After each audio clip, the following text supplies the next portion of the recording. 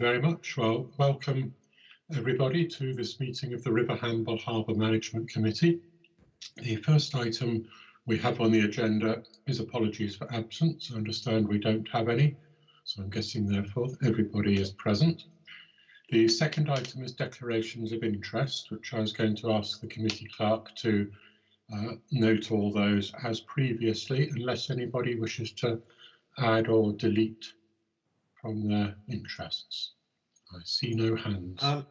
Mr. Chairman, yeah, I need to delete my, I'm no longer on the board of the Royal Air Force Yacht Club, but I'm still a member. So. Okay, we'll have that removed from your interests then. Thank you, Rob. Okay, and in that case, we'll now move on to item 3, which is the minutes of the previous meeting. That's on pages 5 to 10 of your pack. If anybody has a problem with me confirming those as a correct record, please raise your hands. I see no hands, so they are confirmed. And then the next item, deputations. We have no deputations. Item 5, chairman's announcements.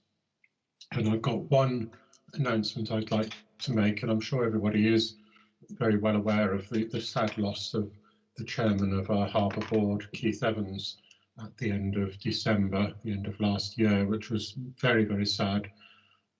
Went into hospital with what should have been something relatively minor, unfortunately contracted COVID, and we lost him. Keith had been my colleague on Fareham Borough Council since 1988, which is a very long time, and terribly sad to lose him. And I hope the members of the committee would agree that we just observe now a few moments silence in Keith's memory before we move on to the business of the meeting. So I'll just dwell a pause now. Members want to just remain silent, bow heads, whatever. That'd be nice.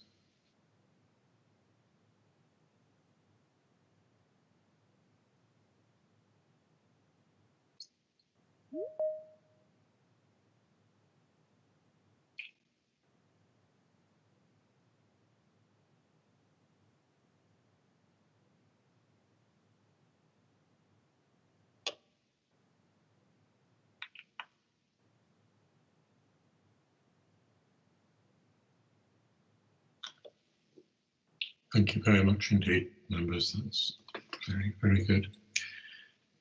Now move on to item 6 of the agenda, which is the Marine Director and Harbour Master's report and current issues. And you will have noticed there's a short appendix as well, which was published a little later with bringing the incidents up pretty well up to date. So I'll move now to Jason to present his report. Thank you, Chairman.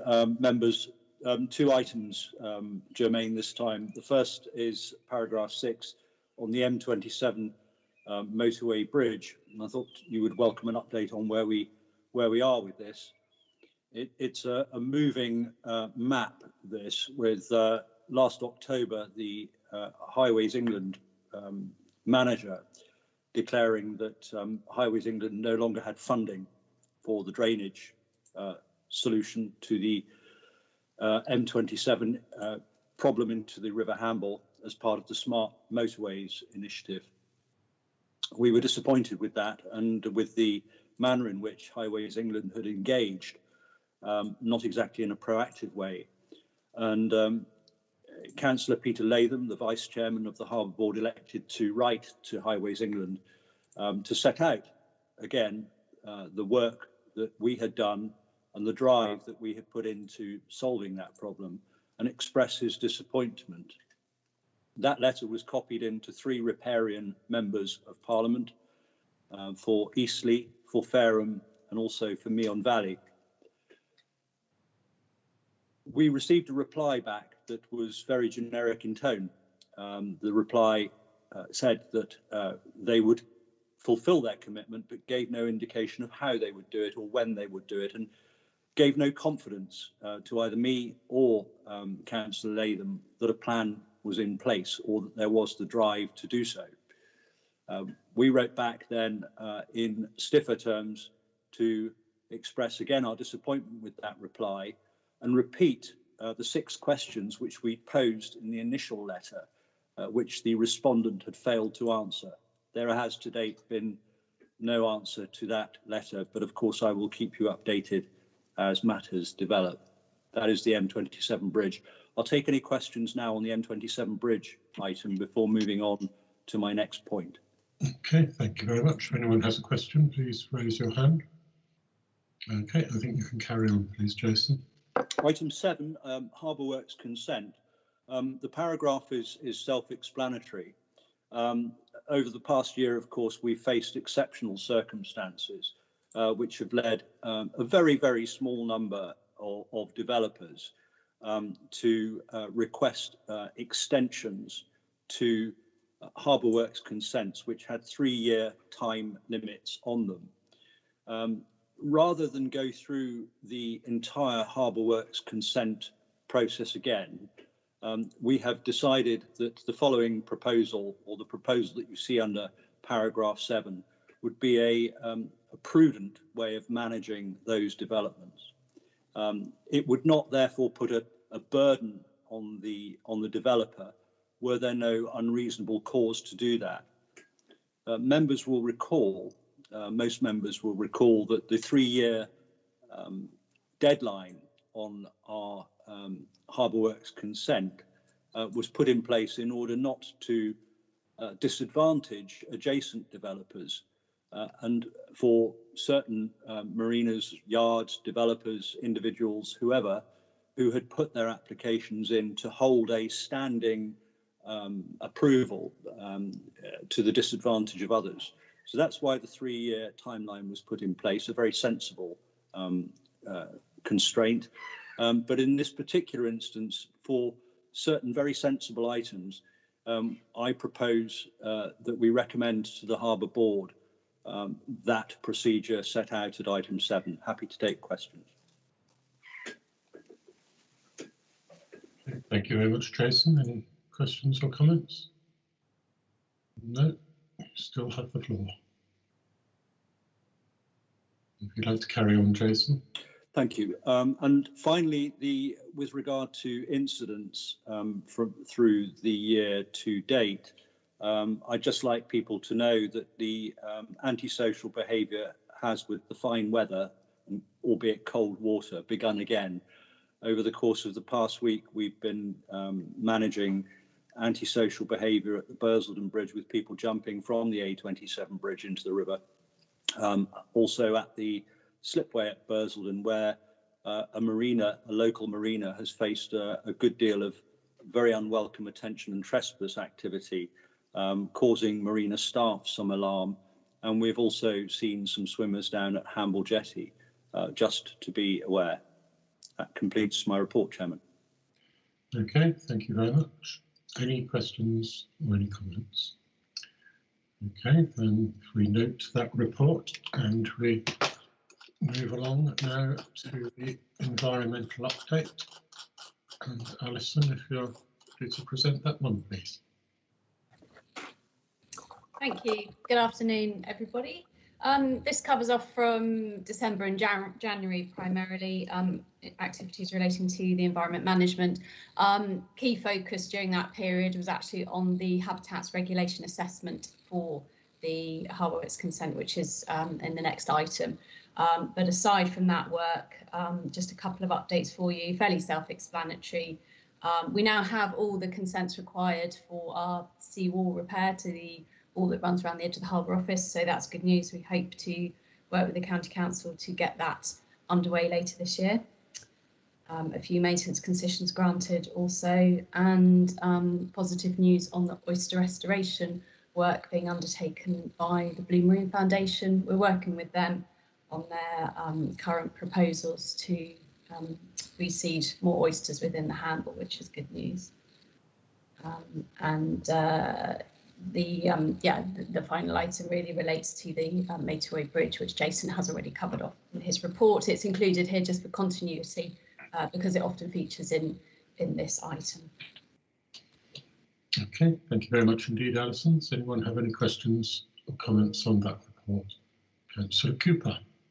Just to make the point, Chairman, that paragraph 5 about the restoration of the native oyster means that the Motorway Bridge is very much important on our agenda, and I thank Jason Scott for keeping going on that one. It really is essential to get that sorted. Okay, thank you, Mark.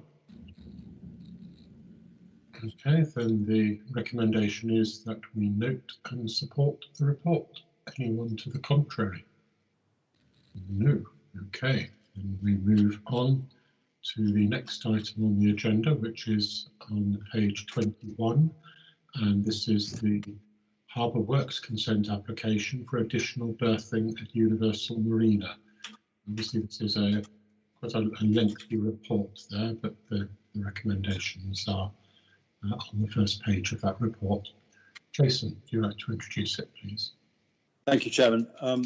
Very clear that this is a separate element to the other approvals that are required. The Harbour Board's duty here is to judge any development that comes before it in accordance with two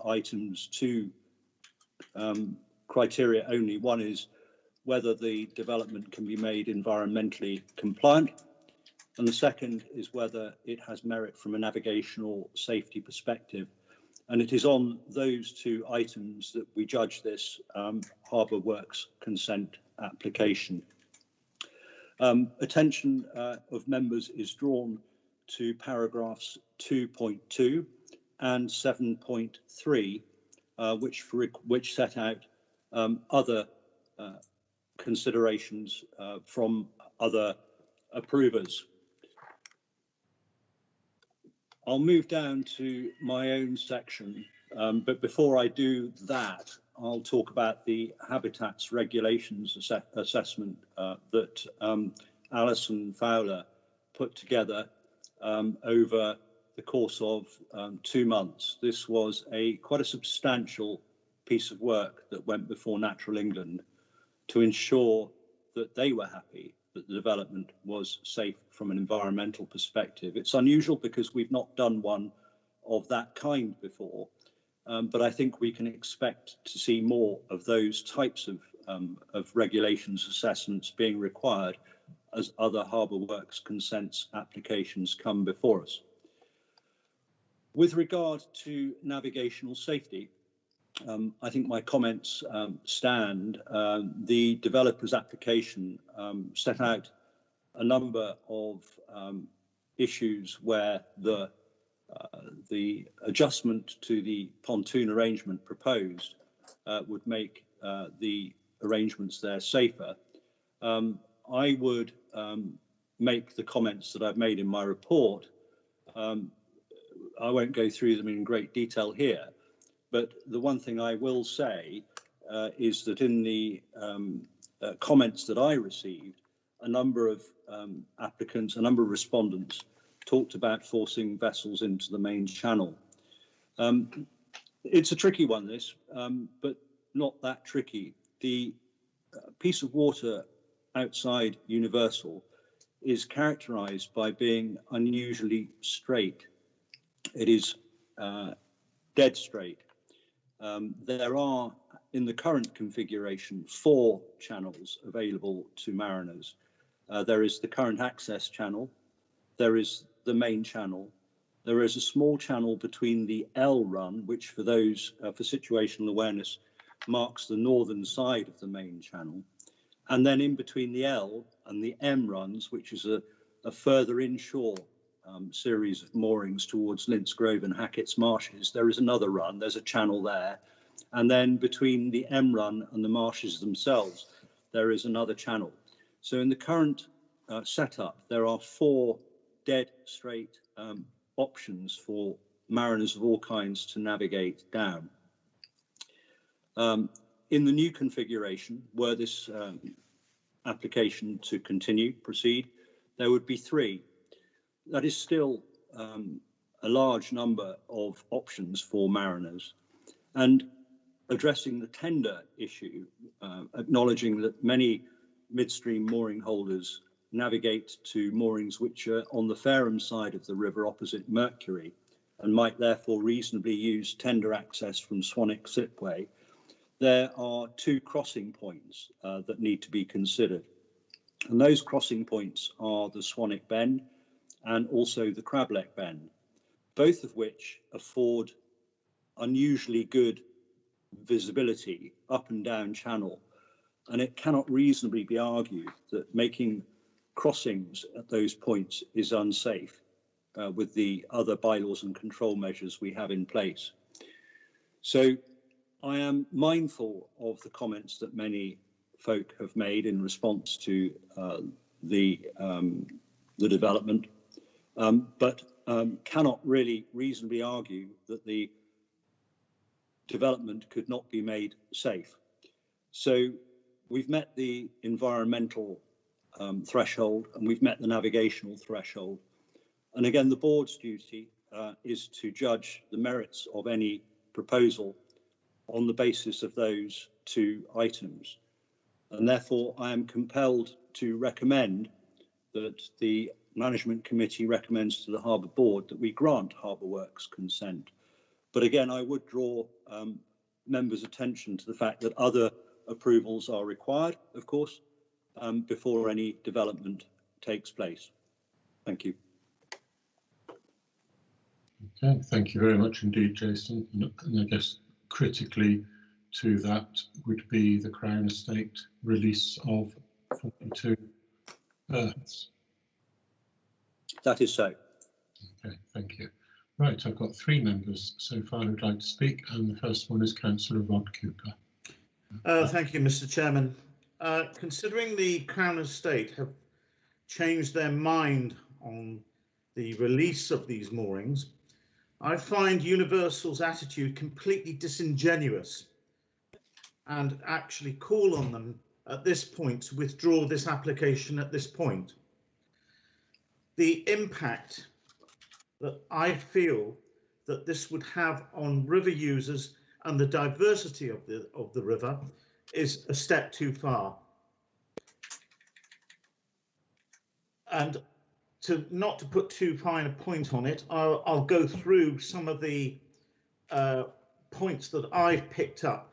And whilst they're not directly relevant to the decision regarding this application, I think there are important points that need to be raised. And the first of which, if this application was to go ahead, it would displace numerous mooring holders from the universal part of the river. And it's my belief that the harbour master would then have to re-accommodate them elsewhere. This in turn would cause an increase in waiting time for certain categories of vessels on the waiting list, which again I think is not the right way to go. It would open the door of similar applications from other organisations, thus putting even more pressure on the river.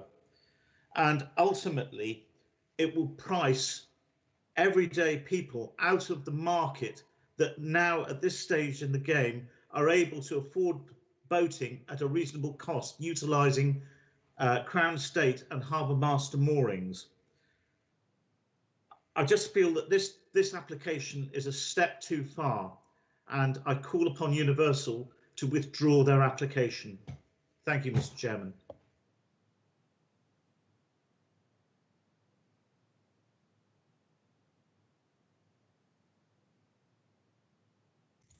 You're muted, Sean. So I am, just spotted that, thank you. Yeah, thank you for that, Councillor Cooper. We now move to Councillor Frank Pearson. Thank you, Chairman. Yeah, we're hearing a lot now from DEFRA and Natural England about a requirement, I emphasise the word requirement, of a 10% biodiversity gain whenever we have any development which might impact on the environment. Does this apply to this sort of development? If so, how is that going to be revealed? Perhaps Alison may be able to have an input on that if you are, Jason. Okay, thank you, Frank, for that query. I'm guessing that would be a matter for the local planning authority, wouldn't it? But Alison? Yes, that's correct. The 10% net gain is going to be brought about through when the Environment Bill is passed. That's coming in through the Town and Country Planning Act. So that will come through planning requirements. This development will be subject to a planning application, and therefore, depending on when that might go forward, if it does, that would be subject to it if it is in place at that time. Aside from that, though, there is general requirements to look for biodiversity gain where possible in developments, but it's not going to be enacted until that is passed. So you're saying it doesn't apply yet because the Environment Bill is still emerging? Correct. Okay, fine. Thanks very much. Thank you, Brett. Councillor Mark Cooper. Thank you, Chairman. Yes, to reinforce Councillor Rod Cooper's comments, I was very surprised to read some of the detail here, specifically paragraph 8.4, paragraph A within that 8.4 section, directly affecting 42 mooring holders for whom no replacement berths could be guaranteed. And as a public authority, I feel that that's quite embarrassing almost, that we're actually turning sort of what are fairly informal moorings on the moorings post. I used to have a yacht on one of those many years ago, a lot cheaper than going on a marina. And suddenly we're going to say, you have no choice. You have to leave your mooring post. You have to go onto a marina. And that to me is wrong for an authority which is actually under the aegis of Hampshire County Council. So I'm rather sympathetic with the point of view that Councillor Rod Cooper was taking. Okay, thank you. Thank you very much for that, Mark. I think that possibly where we're getting a little bit confused is what is our statutory responsibility as Hampshire County Council in terms of marine work, harbour works consents, and that is not something which is under the remit of the local planning authority. So the point you're raising would be for Fareham Borough Council. The issues to do with environment and ease of or safety of navigation and ease of navigation are for the Harbour Authority. Jason, would you wish to clarify anything? Am I right in that? Only to say, Chairman, that as we've discussed, the Crown Estate is the owner of the riverbed, also a key actor, a fundamental actor in this process. And its formal comment, I'll just reiterate here, as the Chairman has pointed out, councillors, our remit is very much one of environmental compliance and navigational safety, and it is in addressing those two factors alone that we must make our recommendation on harbour works consent. But the Crown's comments on the proposal that came before it concluded that it could not agree to the proposal, given that it would otherwise result in, and I quote, detriment to its operations on the River Hamble and to the interests of its berthing holders, both immediately affected and more broadly on the river. So I think in that sentence, I think the Crown would agree, and I can't speak for the Crown, but the Crown in English there has, I think, reflected the sentiments that I've heard expressed a moment ago. Okay, thank you. Councillor Trevor Cartwright. Yes, thank you, Chairman. I mean, I don't want to reiterate what Councillor Cooper, well, both Councillor Coopers have said, but I mean, I am somewhat disturbed about the mooring holders and the attitude to it. And, you know, I do understand where we're coming from, and I do understand the Crown Estate situation, but I think it just strikes me. I've been on this committee for many years now, and if I think back to the early years, we used to perhaps consult, but just do it at any rate. And I'd hate to get back to the situation on this particular element where we've consulted and probably just ignored it at the end of the day. I personally feel very unhappy about what's been suggested for the midstream mooring holders at the moment. Thank you, Chairman. Thank you, Councillor Cartwright. So as I say, I think it is important, I don't see any other members asking to speak, that we must exercise our duties as the Harbour Authority. The view of the professional officers of the Harbour Authority is that harbour works consent should be granted. The Crown Estate, which owns the 42 berths on the riverbed, says it isn't handing them over, which would appear to suggest that the development which we're being asked about can't go ahead in any event. and other matters are a matter for the local planning authority to deal with. And I think it is very important that we stick to our remit while we can still express other concerns round and about. And I can say, because I'm the local member for this development, both at borough council level and at county council level, I share the concerns that others have expressed today. But we must discharge our duties, because otherwise, if we added a reason and refused something for reasons which are not matters for the Harbour Authority, then while the development may not go ahead, we could end up on the wrong side of a judicial review or something else. So, you know, I do urge members to stick to our responsibilities and not stray into those of the Crown Estate or of Fareham Borough Council in this matter. Now, I don't see anyone else wishing to speak. So, Chairman, sorry. I'm not sure I can. Is Mr. Boissier here? I can't press I can't press my hand. I've got my hand up, but I can't find my other hand, my digital hand. Now you're speaking, I can see you. So please speak, Rupert. Can I just reiterate what you just said in terms of the jurisdiction of this committee? I think it's a very dangerous precedent if this, following the environmental and the navigation issues raised by the Harbour Master's office, we were to veer off into other factors. The strategic vision, which this also comes under, whilst is mentioned in the report and is just a vision, not a statutory document, I would also come into play. But I would agree with you if this particular operator has not reached agreement with other landowners on the river, such as the Crown Estate. That's entirely up to them. And of course, they have to go through the formal process of planning with the district authority, being Fareham. So I think it'd be a very dangerous precedent. And you'll say we'll be open up ourselves to a review, judicial review, if we were to vote otherwise, in my view. Okay, thank you, Rupert. It's very helpful. Right, okay, I don't see any other hands. I don't hear anyone else shouting at me either. So I will therefore move forward now.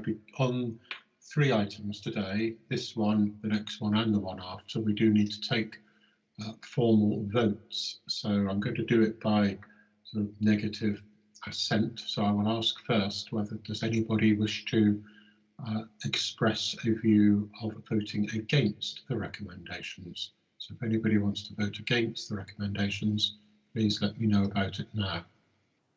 I don't see any. Secondly, does anybody wish to abstain from voting on this matter? If they do, Mr. Chairman, I wish to abstain. Okay, Councillor Rodcooper, so 1 abstention, nobody against, therefore everybody else is deemed in favour. Is that sufficient for your purposes, Emma? Yes, thank you, Chairman. Okay, lovely. All right, so let me just get to the next item on the agenda. Bear with me while I scroll through. I've got a few pages to look through here. There's a better way of doing this.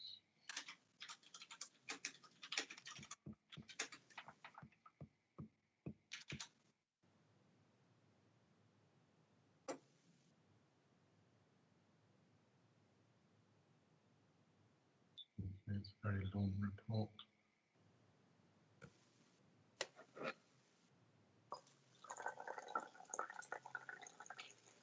Okay, which brings us now to item 9, and this is the River Hamble Asset Register, and this is a report again by Jason Scott. And I'll ask Jason if you'd like to introduce it, please. Thank you, Chairman. Members will recall that in our annual battle rhythm of meetings, this is a report that will be important in judging the setting of harbour dues later this year. The steps that we've taken over the past 2 years have stood us in good stead, and the work of Hampshire County Council accountancy team with this office to look at the condition, the likely replacement costs of our assets, looks as far ahead as I think is reasonable. It's always ambitious to look out to 2050, and some may challenge whether that's wise. But we need to take into account all the information we have at our fingertips to reassure you as our management committee members and the board that we are setting aside sufficient capital from revenue to make sure we fulfil our commitment to deliver an operational safety service as far ahead as we can. The condition of our assets at the moment is sound. A couple of years ago, we took the judgment that all our large scale assets, expensive as they were initially to buy, would not collapse all on one day. So if an item very expensive invested in 2020 with a lifespan of 25 years, it would not require wholesale replacement in 2025.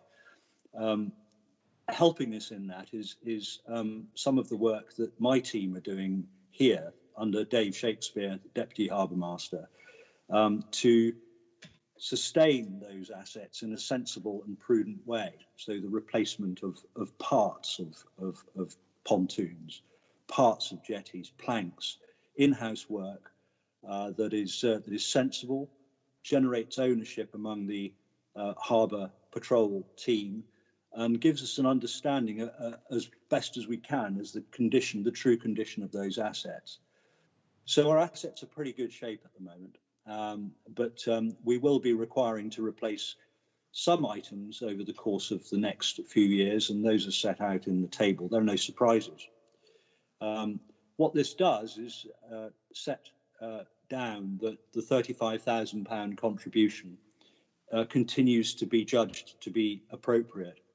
And you'll see from the graph, again, familiar to you from last year's report, that the red line and the blue line don't meet until quite a way out, and then they run as near as possible to parallel. We refine this, so it's an iterative document, and we refine this every year. But for now, I would wish to assure the management committee that we have no large brown envelopes landing on our doormat, and that we're in reasonable shape for at least the next 10 to 15 years, with a very good view from 30,000 feet out to 30 years, if I can mix all my metaphors. So I'll take any questions now. Okay, thank you very much, Jason. Does anybody have any questions on this report? Rupert. Thank you, Chairman. I noticed that the depreciation rate you're using, Jason, overall totals £41,758. And whilst I haven't been on the committee as long as Trevor, I seem to recall that we used to have a contribution of, was it, Trevor, 43,000? That sounds familiar to me. It was 42, Rupert. 42,000. Bearing in mind, I suspect the river, well, I know the river's pretty full at the moment. I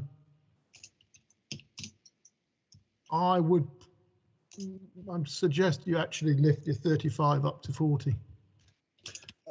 Thank you. For those members who aren't aware of the background, the chairman will be aware because he chaired the River Hamble Select Committee 11 years ago.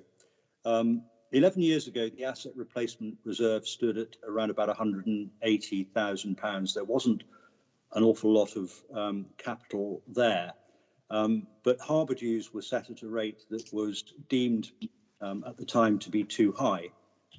And there was a surplus in the revenue reserve, not the asset replacement reserve, the revenue reserve, that was then transferred over to the asset replacement reserve, and harbour dues were reduced by 10%. That figure, £35,000, has been in place for 10 years. I think we're doing quite well with our finances at the moment, thanks to prudent steps taken over the past 2 years. The annual accounts this year that we'll take later will show that we are again in a prudent position, but yet they're yet to be confirmed. And there are a number of uncertainties over the budget this year, in the sense that COVID has had an impact on our income to an extent.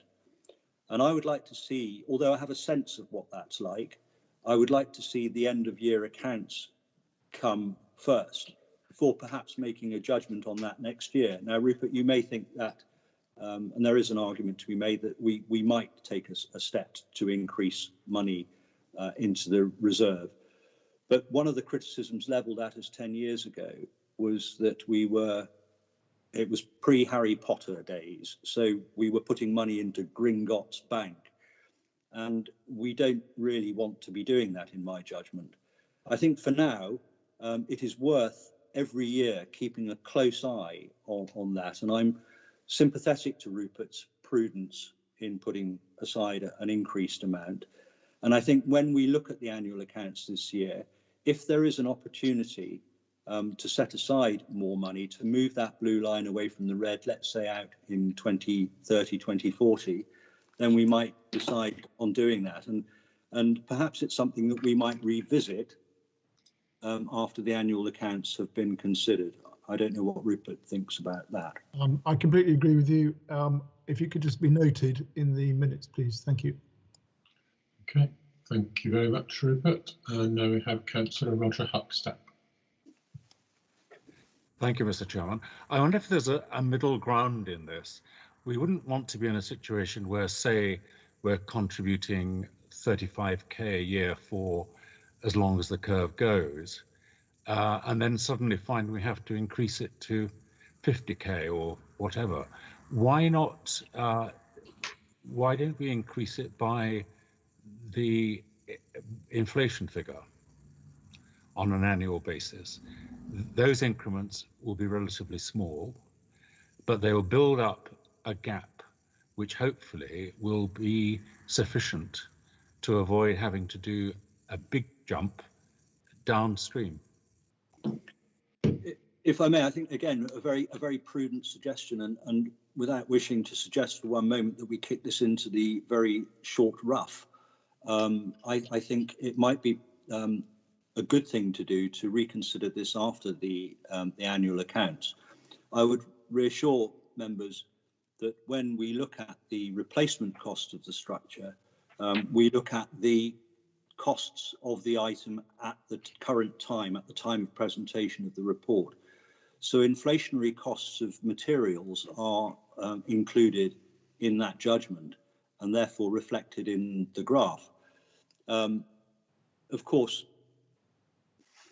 there is a degree of inertia in markets, and we may yet see that materials increase in price as a result of the current crisis, or elements of that we don't yet understand fully. And I think therefore it is a consideration worthy of looking at in perhaps the summer's round of meetings, once we have a better idea of how markets have changed. This is a snapshot, and as I say, it is very much an iterative document. The management committee, I will come back to the management committee and on the back of the annual accounts and see what we can afford to put aside. I think it might be prudent to give a bit of an air gap between the red and the blue lines as best as we can, and that I think might meet everybody's intent, unless I'm mistaken. But I'm very happy to. Please come back to me, Councillor Huckstep.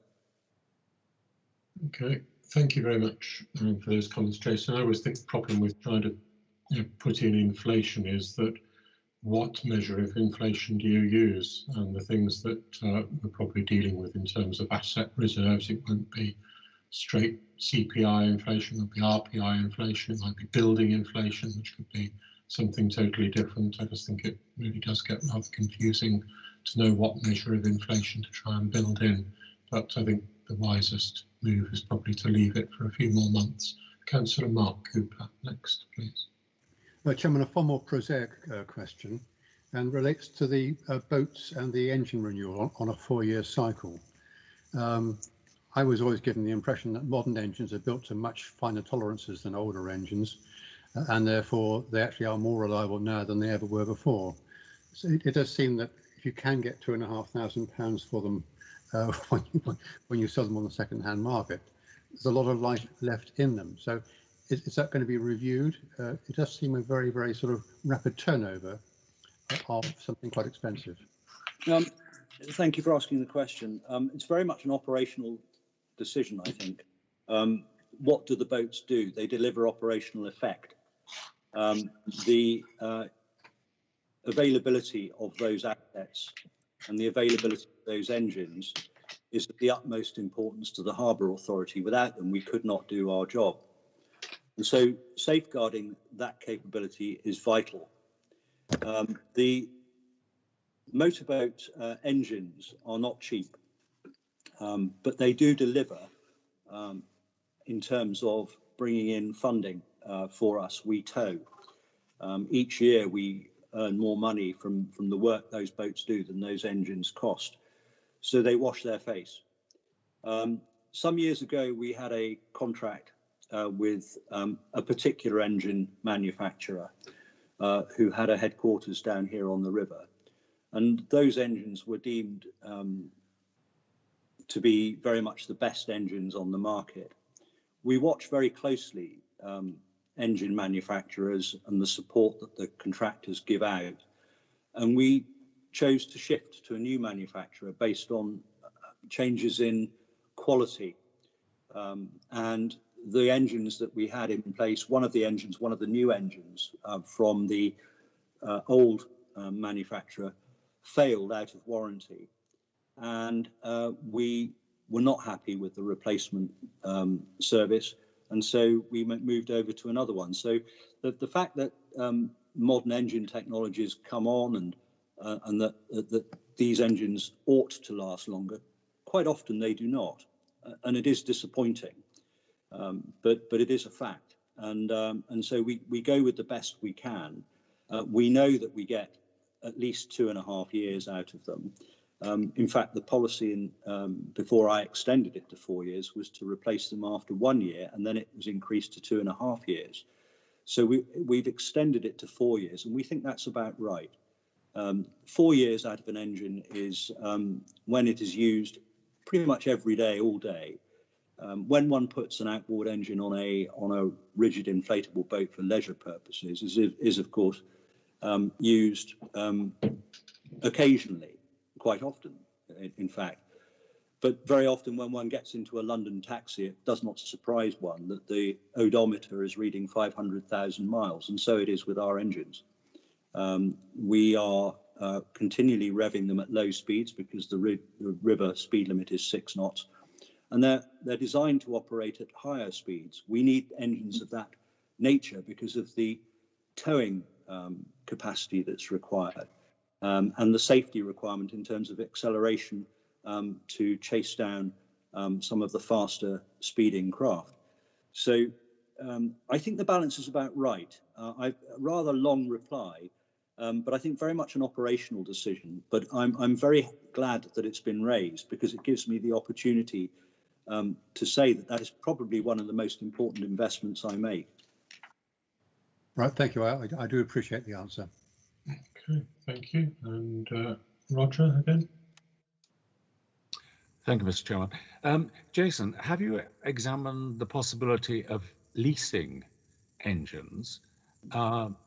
Because that would then be a revenue expenditure, not a capital expenditure. And if you've leased them, if something goes wrong, then they have to be replaced immediately.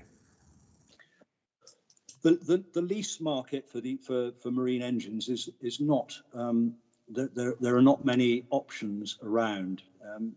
They are the sorts of once an engine is popped on the back of a boat and it is used in a pretty unkind environment, and particularly in the way that we do, the the option very quickly becomes you should only buy. As Councillor Cooper pointed out, we do get money back on our engines at the end, so the net cost over 4 years, when you amortise it over four years, the difference is very small. Okay, thank you very much. I think we've exhausted questions and comments, so we now need to move to make a decision. And the recommendation is that the River Hamble Harbour Management Committee agrees to recommend to the board that this report be taken into account alongside the annual statutory accounts in setting harbour dues for 21-22 at the June board meeting. So in the same way we did the last vote, can I hear please if anybody wishes to vote against? And whether anybody wishes to abstain? And therefore that is agreed unanimously. Thank you, members. And that brings us now to item 10, which is the annual review of the business plan. And we're recommended again to review the business plan, propose any suitable revisions or additional items for consideration by the River Hamble Harbour Board. Jason, is there anything you want to say on this?